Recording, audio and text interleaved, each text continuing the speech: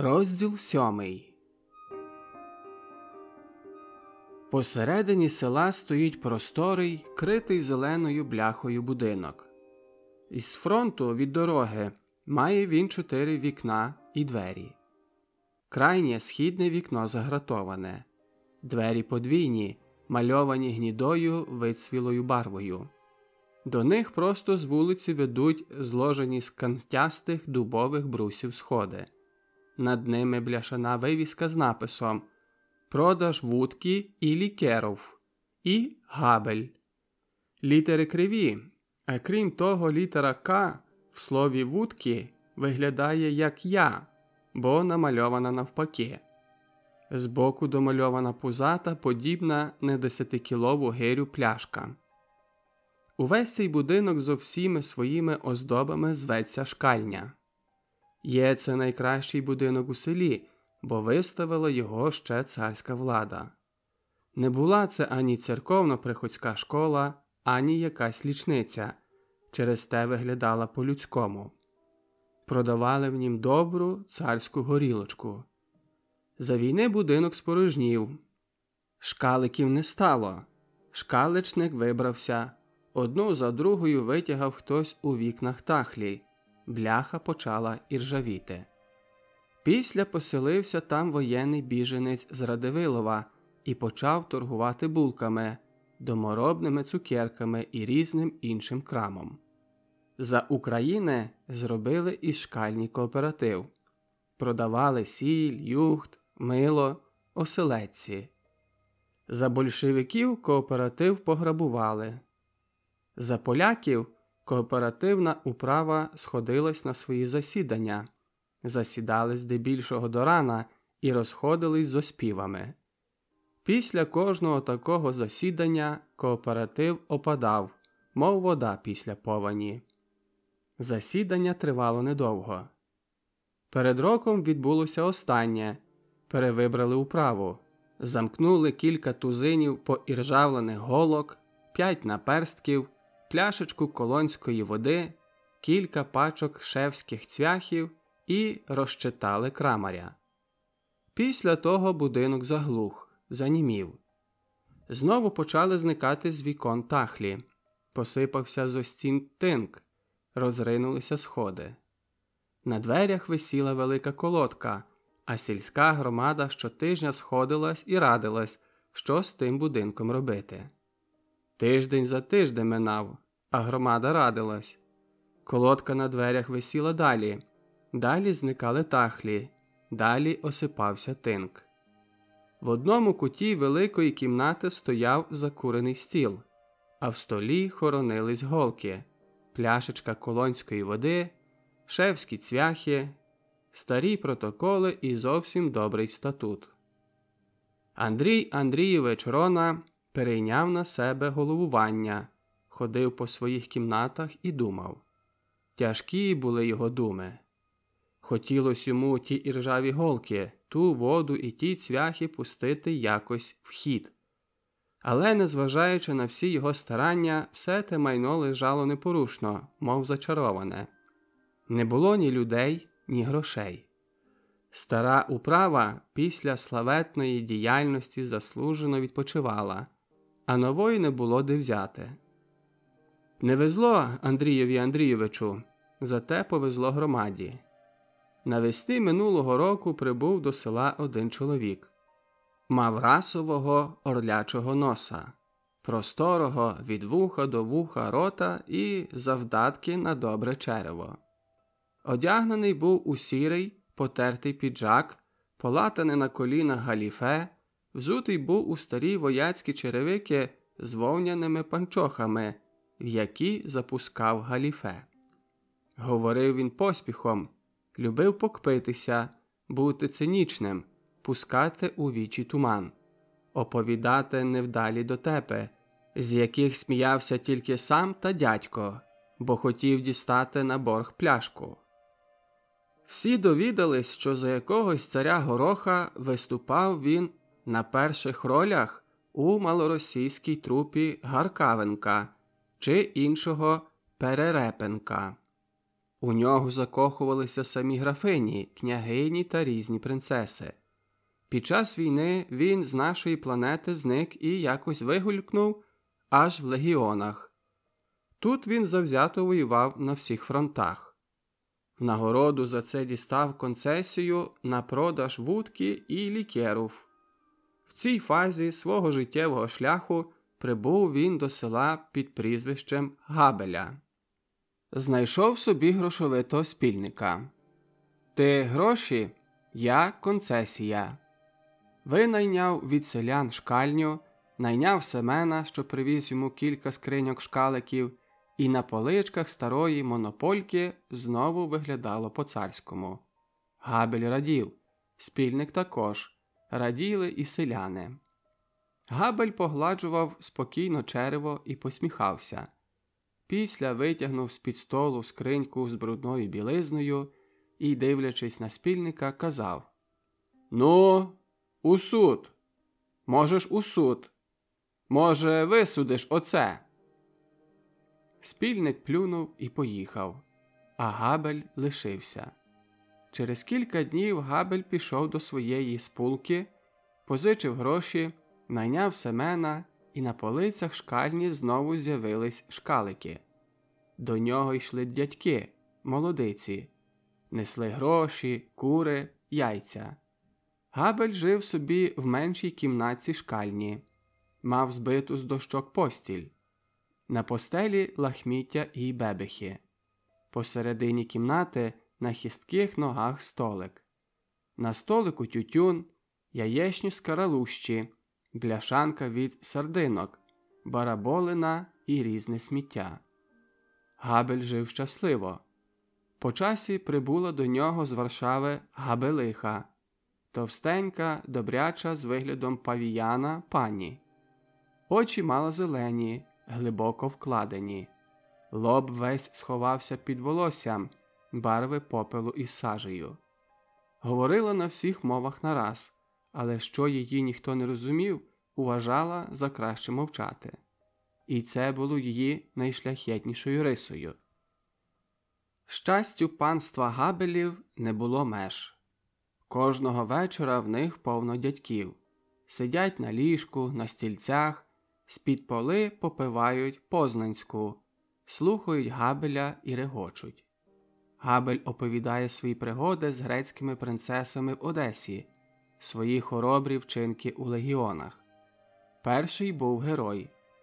Зате тепер, як тільки появиться де в місті чи в столиці, всі грубі риби беруть його на розхват. Біда та й годі. Зайде до одного, сердиться інший. Зайде до іншого, сердиться ще котрийсь. А дядьки слухають і дивуються. «О, що не кажи, це, куме, чоловік!» «Ого!» – піддержує інший. «Це сила, з таким краще не заривайся!» А щоб віддячитись Габелеві, вони також щось йому розкажуть. Про село, про останні новини. «Щось там ніби отой, Матвіївську бент, читальню якусь ніби», починає Семен, не докінчує речення словами, а з плюваком. «Еге», підкидав трісочку Габель, «хоче, бачте, вас вчити.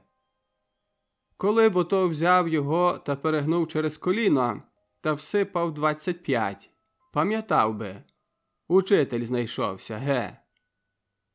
«Колись бувало за Миколки», провадить другий кум, «і не читали, і не вчили, а жили». «Ще як», підхоплює сусід. «Пішов у ліс, зарубив руб і хліба на місяць маєш. Сиди на печі та їж. А тепер, що й казать. А де це вони ту читальню роблять?» Між іншим докидає Габель. Та хто зна? Десь там. Махає дядько рукою на захід. «Не знаєте хіба?» З'являється більший знавець. «А у того, у Макаревого, щовечора, кажуть, повно, як оселедців. Там їх штаб, ге». Довгий зимовий вечір поволі сопкає вперед. Дядьки попивають, слухають, курять. За дверима цієї кімнати спокійно стоїть пусткою інша, велика. Там схоронені знані голки, колонська вода і шевські цвяхи. А ще далі від півночі в кухні живе в наймах Томко. Це також дуже поважна в селі особа. Говорить часом з Московська, має сварливу жінку, капелюх, краватку і є членом кооперативної управи під головуванням Андрія Андрійовича Рони. Будинок під назвою Шкальня жив собі дуже щасливо, але недовго. Із заходу, десь звідти за школи, від Макарової хати, висунулась і з кожним днем наближалась велика загроза. Чесний, порядний будинок ніколи такого не сподівався. Багато років виконував він сумлінно свою, самим царем визначену роль і не чув за собою ніяких свідомих чи несвідомих гріхів. Але загроза була невмолима. Сунула неухильно, крок за кроком, вперед і, як тяжка Божа кара, повисла над будинком. Одного вечора несподівано зайшов до Габеля Володько. Габель зрадів, розтягнув ще ширше свого рота, ніби разом з усмішкою бажав проковтнути і Володька. «А, моє поважання!» – заспівав Габель. «Давно, Володимире Матвійовичу, не мав шани вас у себе бачити. Сідайте, сідайте. Ось тут краще. Дядьку, Трицю, подайте мені ото стільця. Прошу, сідайте.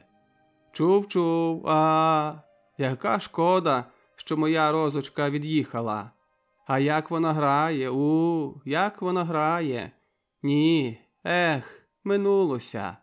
І я колись грав, та ще й як. Бувало, як виведу тобі в наталочці Петра, публіка мліє. А я до вас у справі, сказав Володько. О, витягнув наперед голову Габель. Це мені тільки приємно. Дуже, дуже прошу. Буду радий вам послужити. Наші хлопці і сільський староста доручили мені передати вам оцей лист, сказав Володько і передав Габелеві пописаний безліччю підписів листок. Габель почав читати. «Ого!» – сказав він і заклав ширшу нижню губу на верхню. «Листочок цей хтось мудрий складав, але вийшло не мудро. Це звучить як погроза. Пропонуємо вам до 3 тижнів вичистити помешкання, у якому живете. І так далі. А знаєте ви, кому те помешкання належить? А чи знаєте, з ким я робив умову? А також, чи ви знаєте закони, як і коли вимовляється помешкання? В разі невиконання нашого бажання будемо змушені шукати більш радикальних засобів. О, це вже зовсім таки по-бандитськи, пробачте за слово.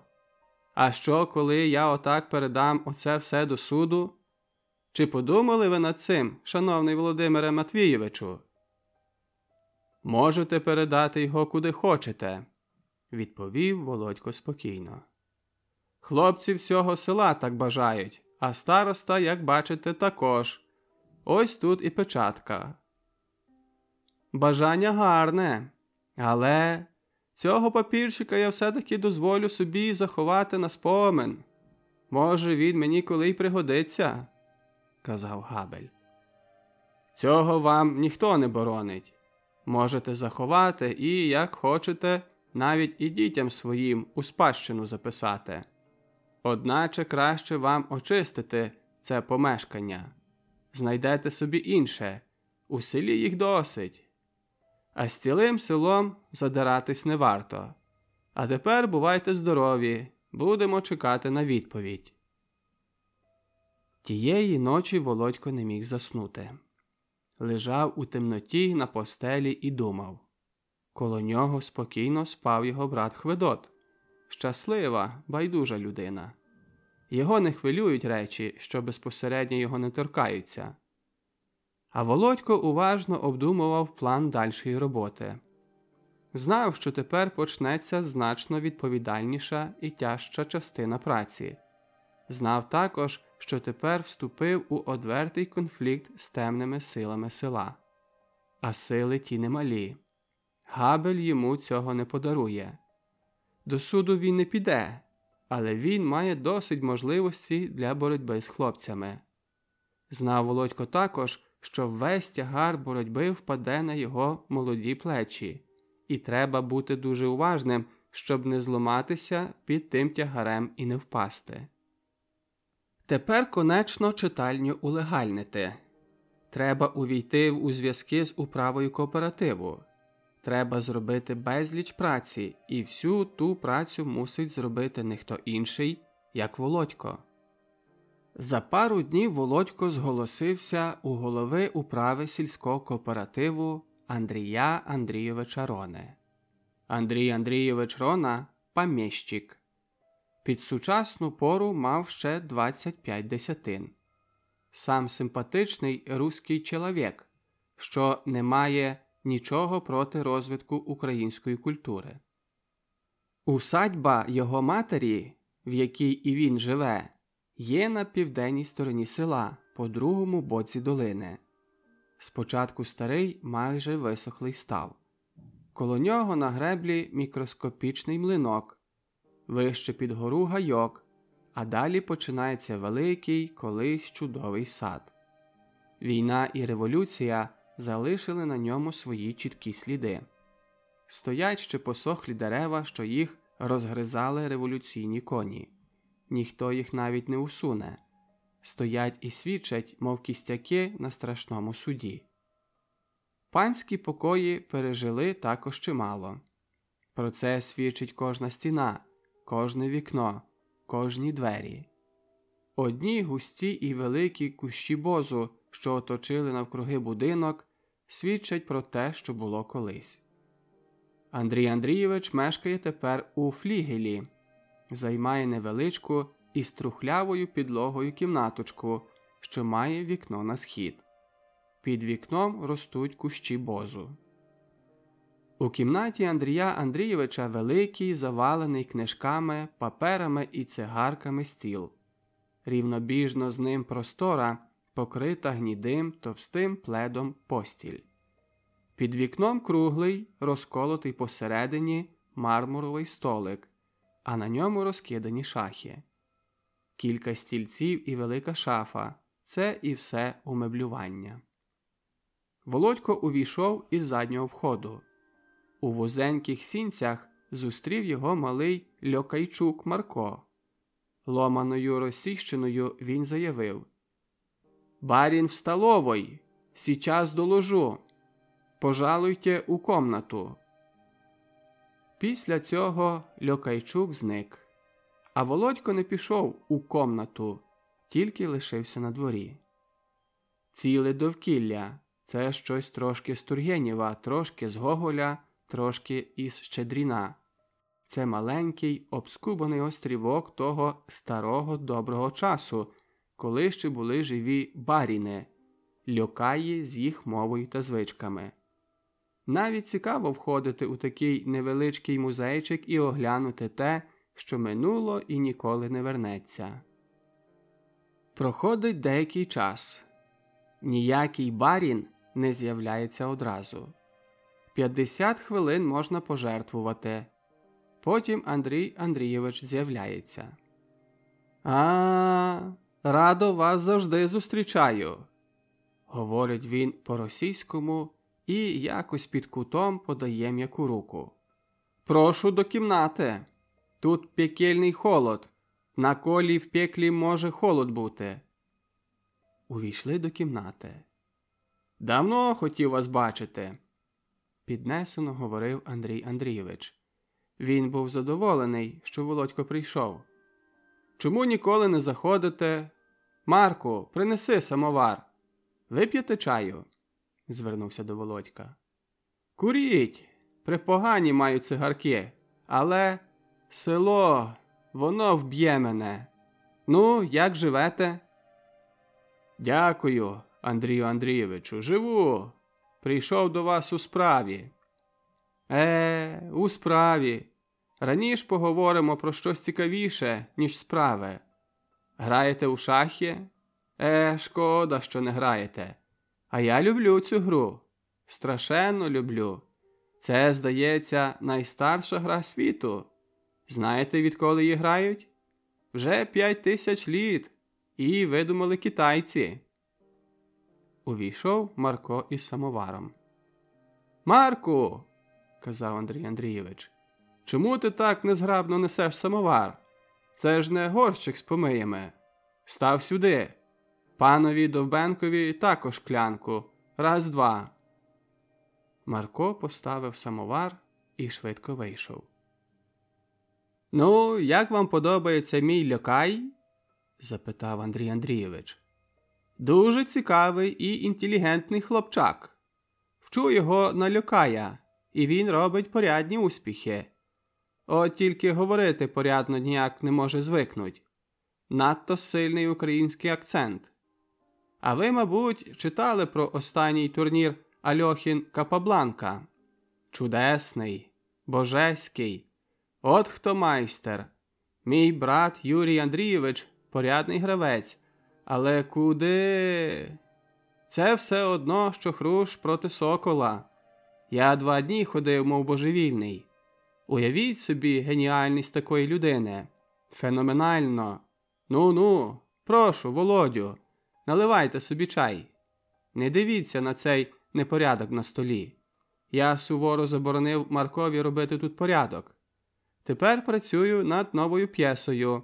Страшенно тяжко. Ви не маєте поняття, яке тяжке драматичне мистецтво. Жорстоко тяжке. Я працюю над одною п'єсою вже 2-й рік. А треба сказати, я маю тут чудові умови для праці. Маю спокій, а це саме головне для митця. От тільки жахливо не люблю різних ділових справ, особливо господарських. Терпіти не можу всіх тих проклятих рахунків, розрахунків, прохань. Не люблю господарства. Одягнений Андрій Андрійович у блузу з товстого гнідого сукна, з великою краваткою під підборіддям. Уста його вогкі, пристрасні, зуби шоколадні, попсуті. Ніс простий, расовий, з вічним на перенісі пенсне. Чоло рівне, високе, чотирикутне. Волосся чорне, мастке, недбайливо зачесане. Він, видно, страждає самотою, через те з великою приємністю висказує свої довго виношені думки. Жадібно хапається за кожну тему, що тільки попадає йому під руку. З поспіхом висловлює свої слова, свої беззастережні осуди, свої певні на цей час переконання. Перейшли на літературу. «Не можу похвалитися знанням української літератури», – з приємністю зазначує він. «Але боюся, що українська література надто, так би мовити, безпроблемна, зобразлива, фрагментарна. Так, це я якраз хотів сказати. Фрагментарна. Не обіймає ніякої цілості, ніякого комплексу. Старша надто плитка, а молодша тенденційна. Мистецький твір мусить бути до найбільшої жорстокості об'єктивним, до найбільшої жорстокості, а особливо мистецький твір не переносить політиканства». «Ну, а Джек Лондон», – перебив його Володько, «Гюго, Золя. Я дуже мало знаю авторів, щоб були безтенденційні, неполітичні». «Ну, це що інше. Така залізна п'ята. Це зовсім що інше. Це не політика. Це велика світова проблема. Це внутрішній і зовнішній світ людини. Це зовсім що інше». «Але дозвольте», – зазначив знову Володько. «Розумію вас, що ви вважаєте в українській літературі за тенденцію, її боротьбу за національне визволення. А хіба ж то тенденція? Хіба то не справжня дійсність, справжнє життя? Хіба то менша проблема від тієї, над якою задумуються Золя чи Сінклер? Хіба ці комплекси менше болючі і вмирає за них менше людей? Ви подивіться, Андрію Андрійовичу, на нашу минулу революцію. Пролилося море крові, впали мільйони людей. Невже вам здається, що ті, що боролися за десятину землі чи за колхоз, переслідували важніший і більший ідеал від тих, що полягли за свою батьківщину, за честь, за славу цілих поколінь, за традиції свого роду? По-моєму, ні. По-моєму, ці більші, ці героїчніші, ці, можна сказати, ідеальніші. Ну, а знову тепер.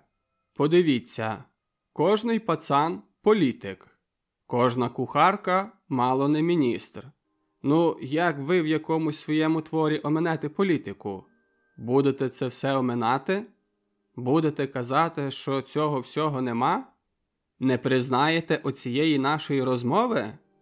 Тож тепер всі так розмовляють, і оминути це значить оминути дійсність, значить нагинати дійсність, фальшувати її, творити, власне, нездорову тенденцію. Ні? Так, розуміється, погоджуюсь з вами. Але треба знайти правильний підхід. Треба події не видумувати, а виривати із самого справжнього життя. Щоб було ще тепле, щоб билось живчиком, щоб пахло. Ось подивився на земну кулю, відкроїв від такого до такого градуса шмат простору, вирвав його і в книгу. Це буде творчість. А я думаю, сказав вже спокійніше Володько, це залежить не від підходу, не від реальності зображення, не від фотографування. Це залежить від здібності автора. Від слова його залежить. Можна те саме слово поставить так і сяк. І від того, яку воно буде кидати від себе на вашу уяву тінь, від того залежатиме сила самого твору. У слові сила. Воно має безліч вібрацій, безліч тонів. І коли автор має більший слух на слово, так само, як композитор на тон, тоді він може витворити більшу гаму. Я так думаю. Думаєте правильно, сказав Андрій Андрійович, бо не хотів перечити. Хотів краще висловлювати свої думки, що їх мав так багато в запасі. Я все-таки люблю класиків, сказав він по короткій перерві. Такий Бальзак, така його шагренева шкіра. Боже, Боже, який величезний світ думок, які чудові порівняння і образи. Або Гюго, Мопасан. Російську літературу люблю. Це чудові, монументальні речі. Толстой. Коли я його читаю, я тремчу, я жахаюся. Що за невловима логіка людських почувань. Чи то жінка, чи мужчина, юнак, чи дитина, кожний від початку до кінця, від народження до смерті, в кожному відтинку життя, кожний живий, справжній, правдивий. Ні одного фальшивого тону, ні один звук не ріже в вуха. Люблю Ібсена. Мені здається, що коли б не вони, не ті люди, що колись жили і колись творили, я не бачив би нічого на цьому світі дійсно вартого уваги. Майже з пафосом говорив Андрій Андрійович. Все минуле видається кращим від сучасного, сказав Володько. Але ми тепер зовсім задивлені в будуче. Через те сучасності майже не помічаємо. Ми цілком в будучому. Я сам глибоко вірю в кращу майбутність, і це дає мені силу бути тверезим у чинах і оптимістом в думках. Молодість, чудова мрійна молодість, викрикнув Андрій Андрійович. Потім зняв пенсне, витер його і знову одягнув. Поволі пили чай. Володька не дуже любив чай. пив його скорше із чемності. Так само і курив. Не звик курити, не любив тютюну, навіть цигарки не вмів добре тримати. Тримав її незграбно між двома пальцями правої руки, час від часу клав її в уста, тягнув у рот дим і, не затягуючись, одразу випускав його. «Я зайшов, – почав знову Володько, – до вас, Андрію Андрійовичу, в одній справі. Кажіть, слухаю». Володько пояснив, за чим прийшов. Розповів про читальню, про ставлення кооперативу. Андрій Андрійович слухав його з увагою і цікавістю. І коли Володько скінчив, Андрій Андрійович промовив: «Чудово! Я вас цілком розумію. Підтримуватиму вас всіми своїми силами. Маю тільки одно застереження». «А саме?» – запитав Володько, дивлячись уважно на Андрія Андрійовича. «Ви говорили про просвіту. Маю відносно цієї організації свою думку. Не люблю її духу. Просвітянщина на нашому ґрунті не на місці. А по-друге, хто там у тій просвіті сидить? Константин Павлович Медведський? Цей буржуйчик з кругленькою голівкою і такою ж інтелігенцією? Цей щирий, що з народності зробив собі професію і торгує нею, мов сидуха капустою? Ні-ні. Дозвольте мені бути на віддалі гарматного стрілу від вашої просвіти. Не маю наміру влізти в шаровари і танцювати гопака». «Не можу з вами, Андрію Андрійовичу, погодитися. Не в назві і не в просвітянщині суть. Суть у змісті. А зміст вкладає той, хто працює. Можна плекати широкі штани, гопака, а можна і інші речі. Я, принаймні, маю на увазі далеко ширші наміри, ніж гопак і штани. Хоча скажу вам одверто, що і гопак, і штани, і все інше, що має цей народ, все це складники його культури. По-моєму, смішно цуратися того, що мали наші діди. Мусимо тільки всьому надати інший, новий зміст, і це все». Андрій Андрійович з усмішкою дивився на захоплене, розчервоніле Володькове обличчя. «Ну, – казав він, – робіть, як знаєте. Мене підкуплює ваша безпосередність і ваш ентузіазм. Але читальню можна було б підтягнути поки що під статут кооперативу. Це було просто, практично і позбавило б вас багато праці, якої ніхто, крім вас, не зробить. Ну, а куди дінемо Габеля?» – запитав на кінці Андрій Андрійович. «Це вже його турбота. Наше завдання вичерпається після того, як він вибереться звідти. А це ми зробимо, хоче він чи не хоче». «Скоро казка кажеться, та не скоро діло робиться», – казав Андрій Андрійович. «Ну, але рішено. Ви робіть своє. Я зберу управу кооперативу і закличу на засідання вас.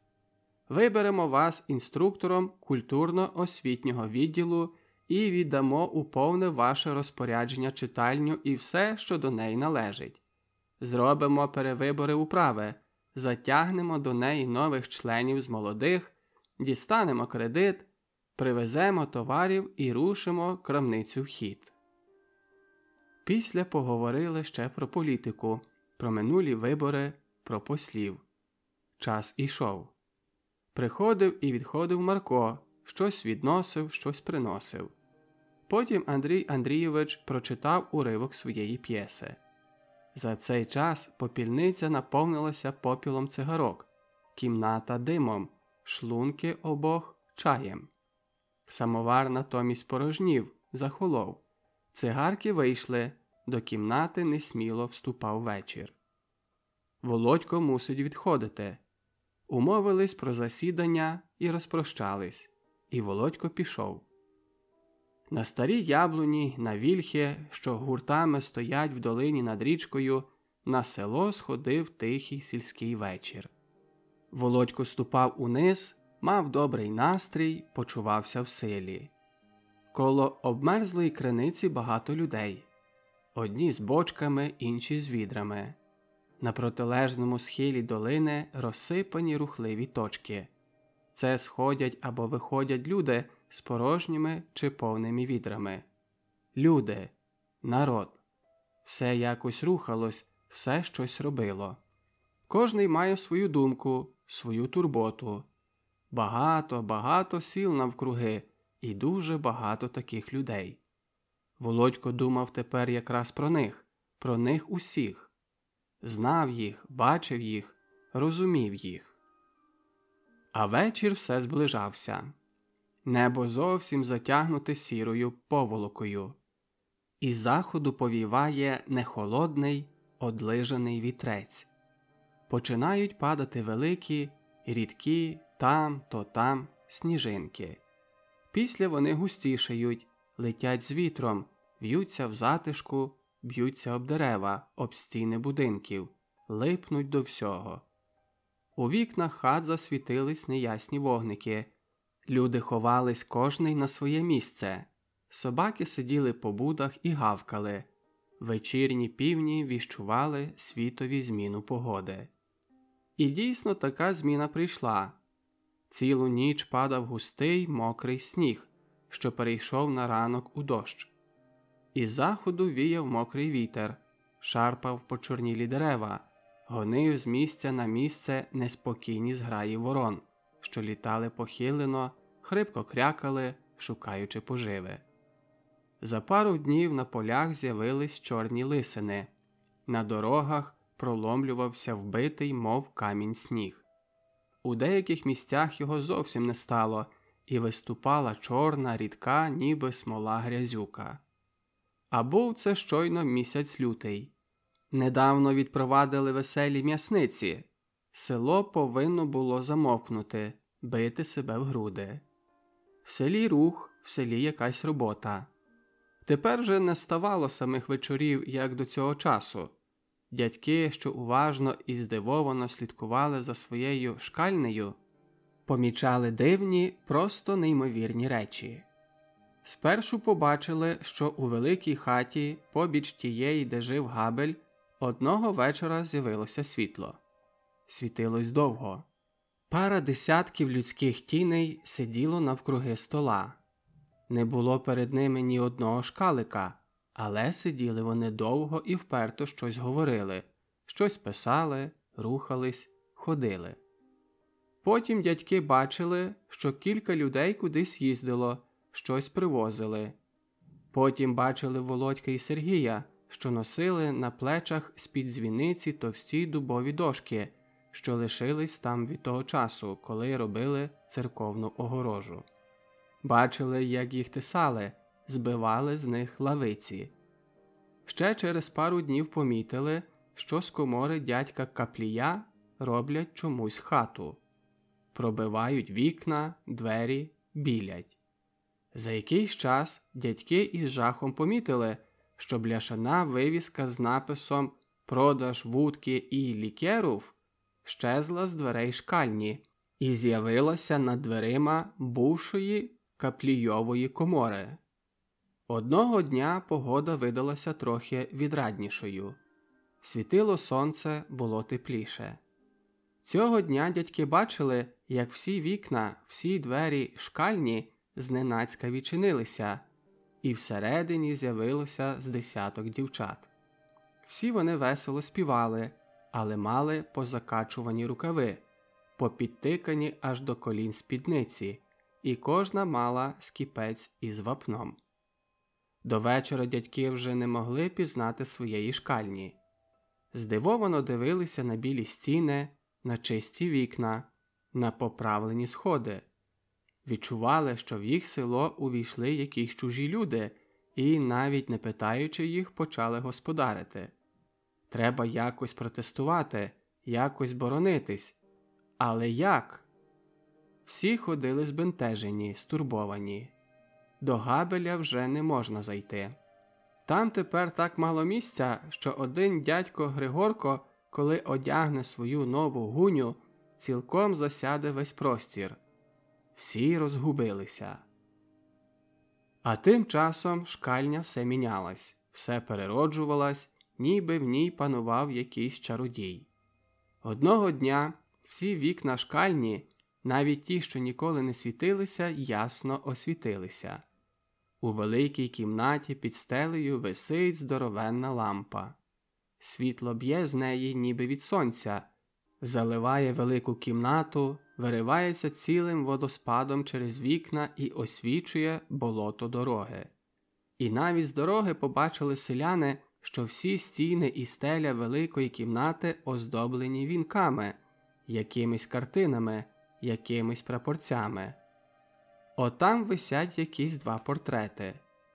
Тож всі добре пам'ятають, як там ще висіли портрети царя і цариці в золочених рамах. А тепер, Боже, тепер там якийсь чоловік в кожусі і шапці, без мундира і без медалів. А на полицях шкальні, за дротяною сіткою, де ще недавно так привітливо виблискували чудові шкалики, півоки, четвертухи, тепер розложене жовте мило, сірники, цукор. Он у куті мішисько солі, бочка оселедців. Он порозвішувані вила, лопати, якісь скриньки, коробки, бляшанки. З'явився крамар. Ось уже навіть якась молодиця з вузликом яєць увійшла і просить за 2 яйця солі, за 3 керосіне, за решту дітям цукорків. 1, 2, і торгівля рушилась. А був це доперва місяць березень. Ступала поволі, але певно весна. Дороги розбиті, грузькі. Не раз і не 2 зміряв Володько своїми ногами віддаль між містом і своїм селом. Але робив це радісно, завжди охоче і завжди бадьоро. Відчував якесь натхнення. Багато вечорів і ночей віддав він своїй роботі, але тішився, що з кожним вечором росте його сила, шириться його вплив над селом. Вперто, мов вояк, крок за кроком добував хату за хатою, людину за людиною. Мав перед собою непроглядну, дядьківську, вперту душу, оточену чортами, забобонами, безпросвітною віковою темнотою. Мав проти себе темні сатанинські сили, що, здається, навмисне родились на цей світ, зійшлися з усіх кінців землі, щоб ставити спротив, щоб боротися. І все-таки чув, що перемагає він, Володько, син Матвія, син землі дідів і прадідів. Був гордий з цього. Щось Матвієвого світилося в його очах. Чувся справжнім сином свого батька. Не вимагав за працю свою ніякої нагороди, не чекав її, не думав про неї. Хто може тут нагороджувати? Якою нагородою? Ніхто у цілому світі, крім цього села, не знатиме його імені, ніхто не запише у книгу історії. Його, Володька, і безліч інших Володьків, що родились, ростуть і працюють на цій забутій землі.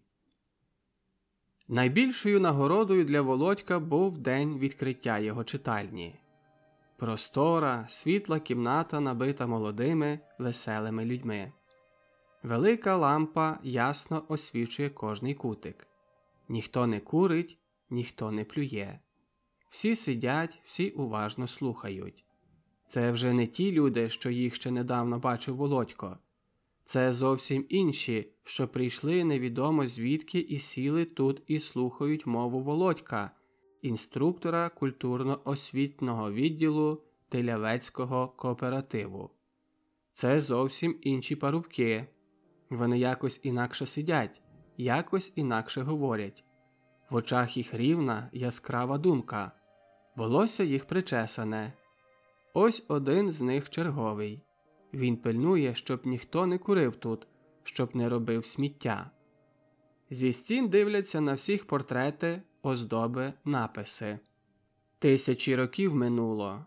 Було село, жили люди. Але вперше з'явились отам на білій рівній стіні слова: «В своїй хаті своя правда, і сила, і воля». Прості, звичайні слова, але скільки в них вложено, скільки неухильної, намацальної правди, і скільки сотень літ минуло, щоб ті слова прийшли сюди, до цього села, щоб стати всім перед очима на білій рівній стіні. Дивіться на них і розумійте. Тим часом ішла весна. Ще падав деколи сніг, але і одразу розтавав. А одного разу повіяв зовсім теплий вітер, ринули потоки води, поля зовсім почорніли. На деревах набухли бруньки, жайворонки піднялися від землі і там високо під чистим, блакитним небом видзвонювали свої пісні.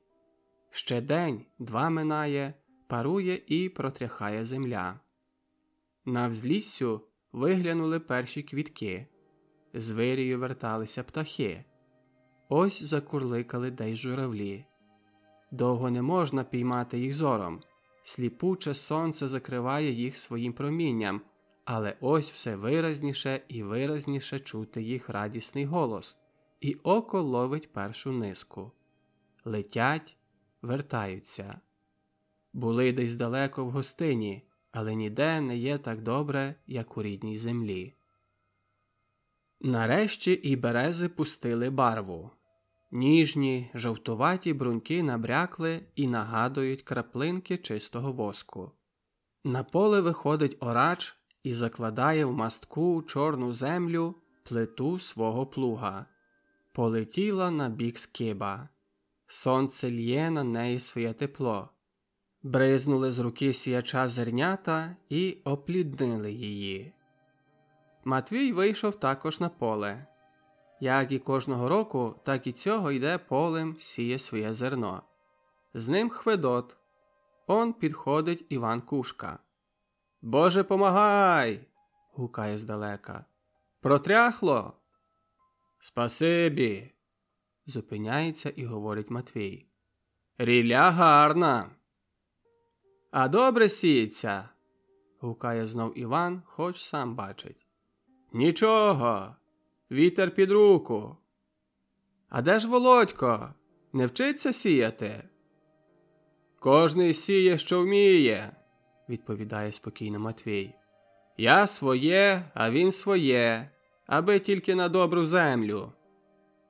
Не любив Матвій, коли йому витикали Володьком. На кожному місці пригадували. Не помагає, навчився, смердить гній, не хочеться за працю братися. Матвієві і самому не зовсім так хотілося, як є, але що зробиш? Був один, пішов і не вернувся. Підріс цей, і знову невідомо, яка доля його чекає. Доброго не можна сподіватися, нема звідки. Але Матвій все-таки розумів, що інакше бути не може. І він так робив би. Тепер вже старий. Вік свій на ріллі проробив, то й хай хоч діти за нього де-інде попрацюють. А що там говорять, пусте. Самі не знають, що верзуть.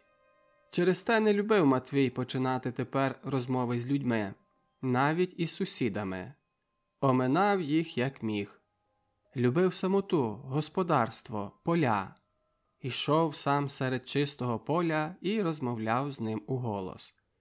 «Гарно, гарно в Божому світі», – говорив Матвій. «Шкода, що сили нема. Ах, яка та землиця! Ось вже й витикається зерно, коли б тільки не прийшли приморозки». Був довгий, боліла йому спина, але, побачивши перший паросток зерна, не міг стриматися, щоб не нахилитись, не подивитись на нього зовсім зблизька. «Гарно, гарно сходить», – говорив знову вголос. «Вітрець, здається, досить теплий». Після дивився навкруги по широкому небу, ніби чогось шукав. Його старечий вже зір оглядав небо, і, здається, просив його не бути надто немилосердним до тих зовсім ще малесеньких паростків. Хай вже підростуть, хай будуть більші. Ціла надія всіх людей, велике Боже добродійство, вічні скарби землі, піт і кров, гаряча молитва. Небо було чудове, широке, синє. Єдине небо, якого більше ніде нема. Дивилось звисока на цей земний світ, трохи згорда, трохи поблажливо. Але воно має право на те. Його краса, його величність. Вкриває землю навкруги, носить на собі хмарини, має дощ, росу, блискавки, має чудове, незрівняне сонце.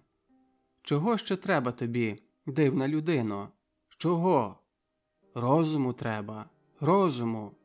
Трошечки розуму, щоб вміти розумно жити, щоб щось створити, щось давати життю. Трошечки того людського розуму, що дає бажання щастя, розуміння свободи, поняття честі. Йшло до Великодня. На полях від ранку до вечора ходять орачі. З вирію повертають птахи. Школу розпустили. Олег Ливинський також приїхав додому. Кожного вечора над селом бамкає дзвін, і люди йдуть говіти. У суботу перед вербною неділею майже ціле село йде до церкви. Мала церква далеко не вміщає людей. Гарне свято. Пригадує Христа, що їхав у Єрусалим на ослі. Народ з пальмовими гілками стелить йому свої одяги, гукає осанну. Христос їм не вірив. Велика його душа чула, що завтра вони будуть гукати «Розіпни його!». Він боліє над людською безрадністю, несвідомістю їх людського розумного первня. Він знає їх до глибини, через те сьогодні не радіє з їх захоплення, так само, як завтра не осуджує їх.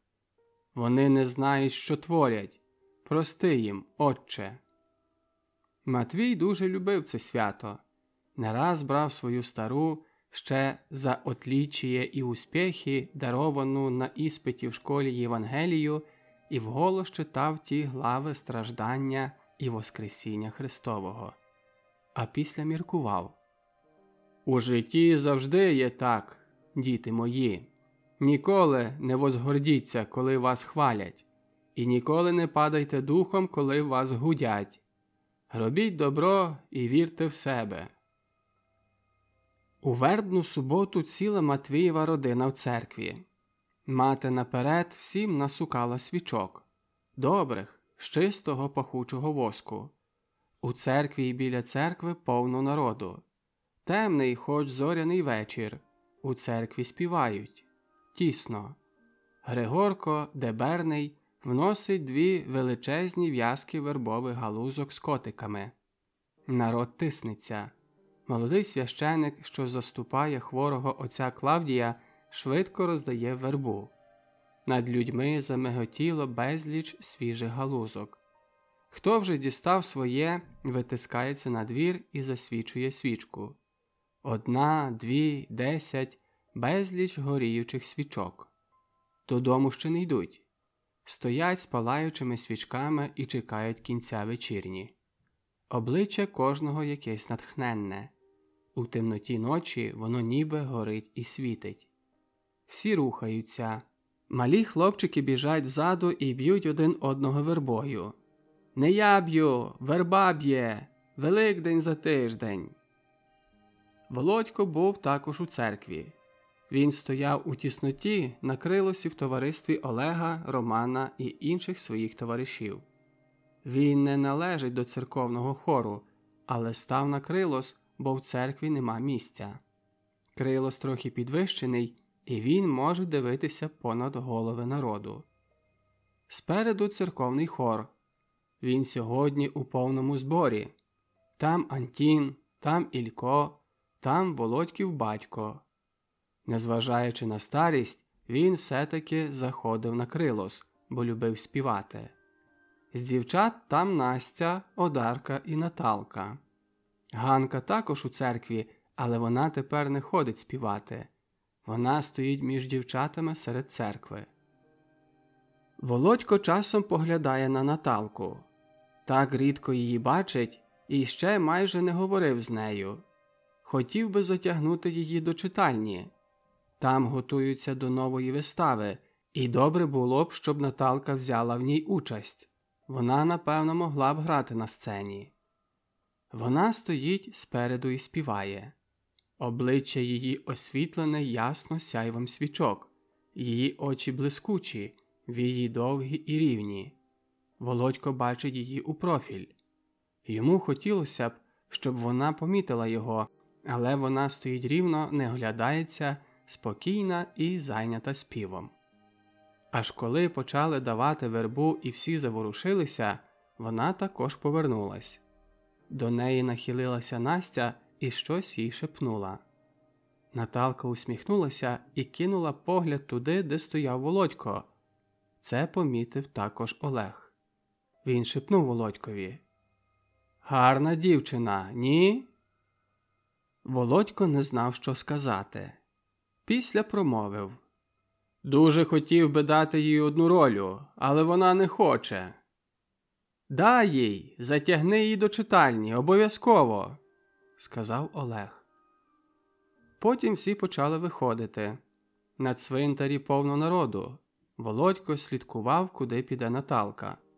Хотів підійти до неї і заговорити, але як? Ось вона стала в гурті дівчат під дзвіницею. У кожної дівчини верба і свічка. Щось говорять, сміються. Наталка також сміється. «Володьку», – каже Роман, – «зайдім до нас». «Ні, я мушу переговорити з дівчатами. А ти куди, Олеже?» «Додому, заходь. Будеш у читальні?» «Певно. До побачення». Володько це говорив, але думав про інше. Він бачить, що до дівчат підходить Кіндрат і кожну б'є вербою. Хоче підійти до них також, але в той час чує удар верби. «Не я б'ю, верба б'є!» Це Ганка. «Це ти?» – здивовано питає. Ганка сміється. «Певно, не бачиш? Чого такий смутний? Де буваєш? Давно тебе не бачила. Може б, мене провів?» «Добре», – каже він. Йому було приємно. Сердився сам на себе.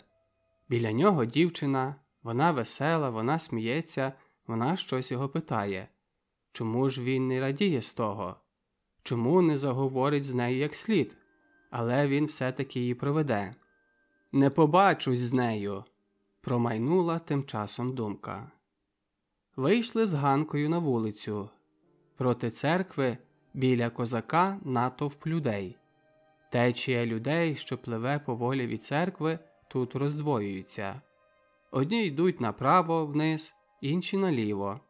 Ще інші зупиняються біля натовпу. Скрізь свічки, огники, тихий гамір. Ганка також несе свічку. Вона закриває її правою долонею, щоб не погасла. Володько провів її аж додому. Тут біля перелазу прощається. «Ти якийсь дивний», – казала Ганка. «Я не розумію, їй-богу». Володько не відповідав. «Ви ходите туди, нагору?» – казала далі Ганка. «Я знаю, мені казала Одарка». «Часом», – промовив Володько. «Ми тепер нікуди не ходимо. Часом заходили до Насті, але рідко». «Ну», – казала хімерна Ганка, – «так добраніч, твоя свічка погасла». «Ха, все одно не донесу, добраніч». Володько повернувся і пішов назад під гору. По дорозі зустрічав людей. Зустрів також Наталку. Вона йшла з Ільком. Свічка її горить. «Здоров! Куди біжиш?» – гукнув Ілько, і Володько підійшов до них. «Додому! А де твоя свічка?» «А твоя?» «Погасла!» За те, як гарно горить у Наталки. Вийняв свою зім'яту свічку і засвітив її від Наталчиної. Притому глянув на неї. В той час надбіг Демид. Він вже минув свою хату, а куди йде невідомо. «Куди?» – знову гукнув Ілько. «Як хочеш, ходи!» – кинув на ходу Демид. Не зупинився. Ілько, видно, зацікавився. «Куди?» «Ходи, то побачиш», – казав далі Демид. «Слух, чекай!» Ілько зірвався і побіг за Демидом. «Куди, Ільку?» – гукнула за ним Наталка, але він не відповів. Скоро зник у темноті. «Знають вони, куди», – додала Наталка. «Через те так побігли». «А вам шкода?» – запитав Володько. «Чого?» «Що він вас лишив». «А хіба я дитина?» «О, ні, але ви так завжди, з братом, скрізь з братом». «Не я з братом, а він зо мною, боїться». Але тут вона осіклася. «Чого боїться?»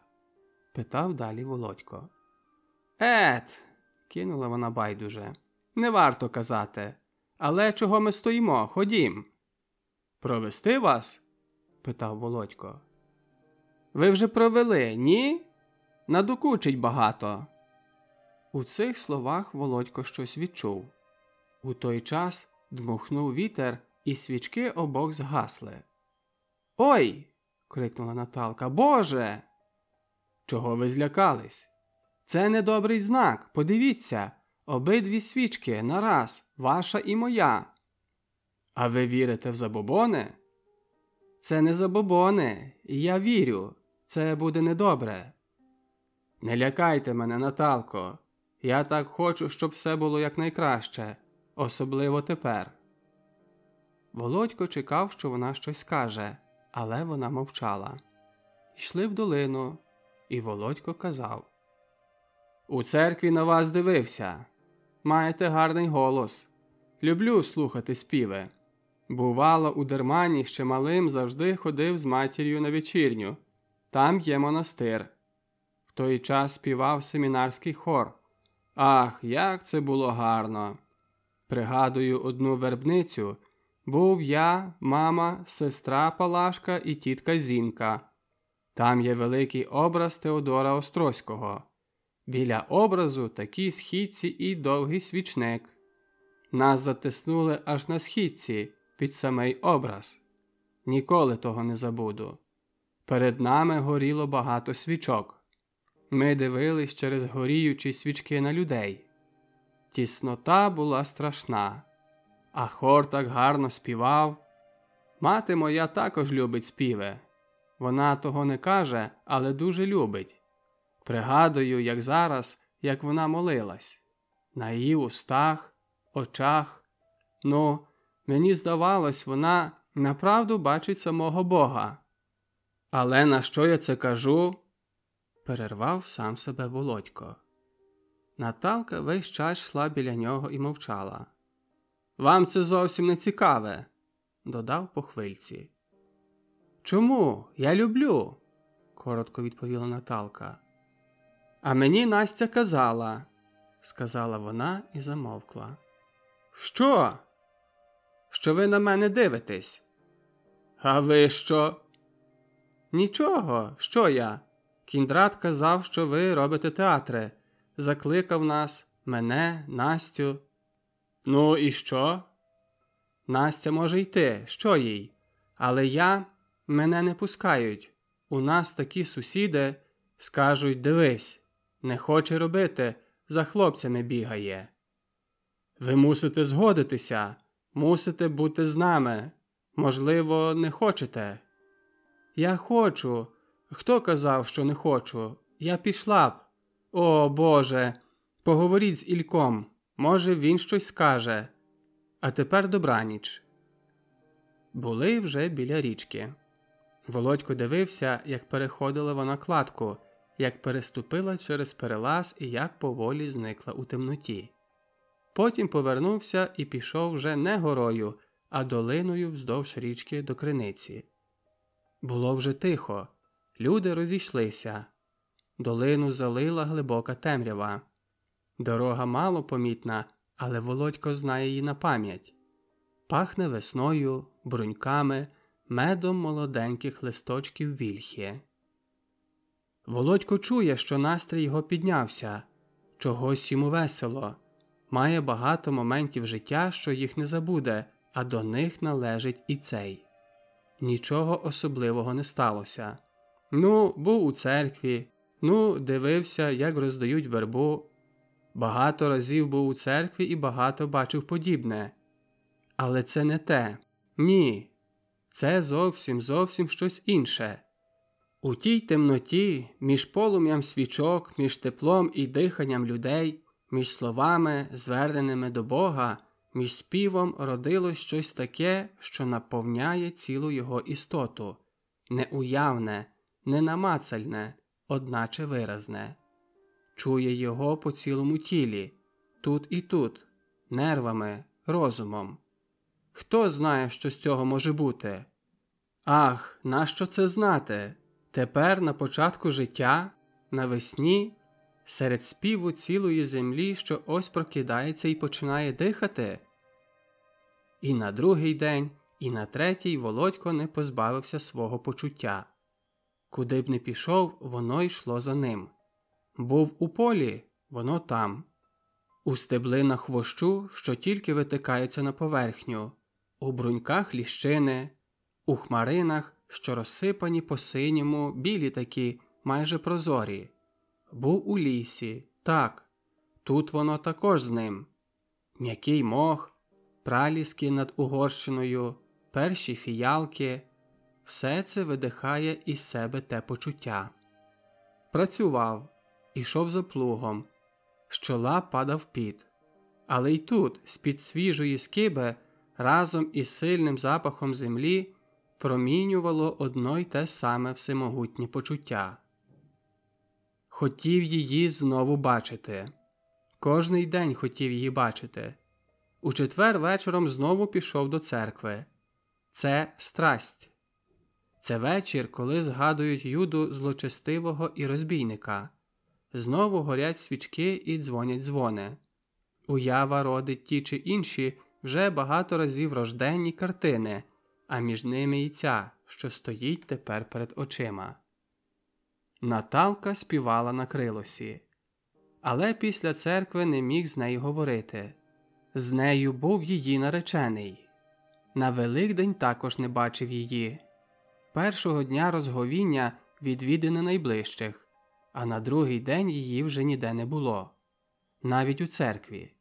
Володько був на цвинтарі, де сходяться дівчата та співають веснянки. Був на вулиці. Скрізь повно народу. Скрізь Христос воскрес. Скрізь веселі обличчя, скрізь барви, сміх. Цілий день без перестанку дзвонять дзвони. Хлопчики б'ються крашанками. Дівчата з відкритими головами у віночках. Сонце, тепло, от-от розцвітуть черешні. Володько вже міг одягнути білу з виложеним коміром сорочку і так іти. Весняний теплий вітер приємно лоскоче молоде, пружне тіло. Чує себе наповненим кипучою силою. Одначе йому неприємно. Зустрічається з тим чи іншим з хлопців. «Христос воскрес! Воістину воскрес! Як маємось?» «Нічого!» Розходяться. Кожний має сьогодні свої радощі. Нема часу на чужі. Хлопці зібралися на вечір до Башковець. Миритися. Кликали і Володька. Ні, він не може. Ні, то ні. Пішли самі. Вдарили пісню і пішли. Володько йде вулицею сам. Біля школи зустрічає Кіндрата. Він п'яний, червоний і веселий. «А, Христос воскрес! Не чув хіба? А ми тебе шукаємо. Був у Андрія, ех!» І не договорив. «Так, я бачу, що ех. А хто там ще був?» «Свої! Сергій! А ти, брате, що, сумуєш?» Хто сьогодні сумує, дурень. Ти пробач, не тобі це вліпив, а так, взагалі. Наталку бачив рано. Ішла до Тетильковець. Я провів її і кажу, чому не хочеш грати? Дурна, ходи і кінець. А Ількові наб'ю морду, і також кінець. Ні, вона завжди туди ходить. Дівка як шкло. Володько легко почервонів. Кіндрат не помітив. Не казала, коли вернеться? Казала, за тиждень. Не йдеш зо мною, а де хлопці? Ні, я додому. А хлопці пішли до Башковець. Будь здоров. Розійшлися. Володько йшов біля садиби Левинських. Згадав хвору Ольгу. Вона вже другий місяць майже не встає. Застав її не в кімнаті, а в саду перед ганком. Лежала в кріслі гойдалці, ноги мала загорнені пледом. Передвечірнє сонце падало на неї з надширокого каштана. На клумбах густими кущами росли шпичасті лілеї, косетинь, турецький часник. Розцвітали кругленькі стокротки. Фіялки вже розцвіли. Обличчя Ольги бліде, кругле, але не худе. Гладеньке, чорне волосся ще збільшує його блідість. Великі чорні очі горять хворобливо, але весело. Вона зраділа, що Володько її навідав. Воістину воскрес!» – сказала радісно на Володькове привітання. «Володю, дуже тішуся, що ви зайшли. Я тут сама. Майже всі, хто в лісі, хто в гостях. Мама біля тата. Вийшла ось трохи на сонце. А що ви?» Олег все питав, а де ж Володько? Чому не зайде? Ми вас всі чекали. А який гарний видався Великдень, ні? Рідко коли так буває. Сонце, теплінь. Подивіться, от там же розцвітає черешня. То дуже добра черешня. Я завжди любила їсти з неї ягоди. Чорні такі, соковиті і солодкі. А тепер розцвітає. Кожної весни розцвітає, але рідко коли на Великдень. Ще пам'ятаю, раз розцвіла на Великдень. Я з Галиною ще були тоді у братстві. Приїхали, пам'ятаю, на Великдень, і саме цвіла та черешня. Я люблю той цвіт. Білий, радісний, майже порцеляновий. Ну, а що ж дійсно ви? Я все говорю і говорю. Ви чогось ніби невеселі. Що таке? Дивуюся, як можна в такий день мати похмуре обличчя. Можливо, закохані? Володько почервонів. А, Володю, кохайте. Це не гріх. І я, думаю, ще видужаю і ще закохаюсь, хоч раз. Ті люди, що не вміють чи не можуть кохати, вбогі, окрадені. Вони, можливо, і проживуть своє життя, але наполовину гірше. Я над цим тепер не раз думаю. Думки маю дуже яскраві. Іноді здається, що ось-ось досягну істину. Це, думаю, і є те, чого людина стремить. Як його назвати, не знаю. Але знаю переконано, що я в цьому стані духово піднялась. Хвороба загострює. Вона так швидко і жадібно говорила, що закашлялась. Деякий час не могла вимовити слова, тільки робила рухи руками. Володько дивився на неї співчутливо і перечікував кашель. «Вам не можна багато говорити», – сказав Володько. Махнула вона рукою. «Що це може значити, коли вже є?» «Ви кажете, що я сумний. Сьогодні вже мені це кажуть вдруге. Я не сумний. Просто весна. Коли я чую оцю пісню, що співають на цвинтарі «Ой вже весна, ой вже красна», і стріх вода капле, молодому козакові мандрівочка пахне. Я не можу видержати. Я дійсно хочу мандрувати. Але що то? Ось ми не можемо зробити виставу», – почав Володько. «Чому?» – запитала Ольга. «Не маємо вас. Нема кому грати, нема жінок. Беріть з села, там стільки дівок. Не йдуть. Хлопці є, а дівчат нема. Ольга на це не відповіла. Сиділа, зробилась зненацька поважною і мовчки дивилась вниз. Сонце досягало верхів каштана, і його тінь вкривала вже її ноги. Володько допоміг їй відсунутись далі на сонце. На цвинтарі співали дівчата. Весь час в неладі баламкали дзвони. Прийшла матушка. Володько привітався з нею. «Тобі, Олюню, вже треба, мабуть, лягти. Не втомилася? Що у вас нового, Володю?» «Дякую. Нічого особливого», – сказав Володько. «Я б ще трохи посиділа», – відповіла Ольга.